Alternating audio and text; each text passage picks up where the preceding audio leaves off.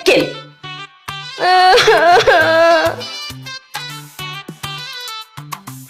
মা, আপনি আমার সাথে এমন কেন করতেছেন বলেন তো? ভাবি তো আমার কাছে শুধু লেগ পিস খাইতে চাইছিল। আমি তো ভাবিকে খুব ভালোবাসি, তাই না? ফ্রিজ খুলে দেখি ফ্রিজের মধ্যে মুরগির মাংস নাই। আর ভাবি তো আমাকে বলেও নাই যে সে কিসের লেগ পিস খাবে। জানেন মা, আমি না খুব টেনশনে পড়ে গেছিলাম। টেনশন করতে করতে করতে করতে আমি বারান্দায় গিয়ে দাঁড়াই। পরে আমি কি দেখছি জানেন? আমাদের এই পাশে যে একটা ময়লার পুকুর আছে না, ওইখানে অনেকগুলো ব্যাঙ দৌড়াদৌড়ি করতেছে। পরে আমি একটু বুদ্ধি খাটালাম, তারপর আমি ধরে ব্যাঙগুলোকে নিয়ে আসলাম। ব্যাঙগুলোকে কেটে লেগ পিস গুলো আলাদা আলাদা করে সুন্দর করে ফ্রাই করেছি। ফ্রাই করার পর ভাবিকে দিয়ে আসছি। এখন ভাবি যদি খেয়ে হজম না করতে পারে, যদি এরকম করে বমি করে, আপনারা যদি আমার সাথে এরকম করেন, তাহলে আমি সেটা কি করে সহ্য করবো? আপনারাই বলেন।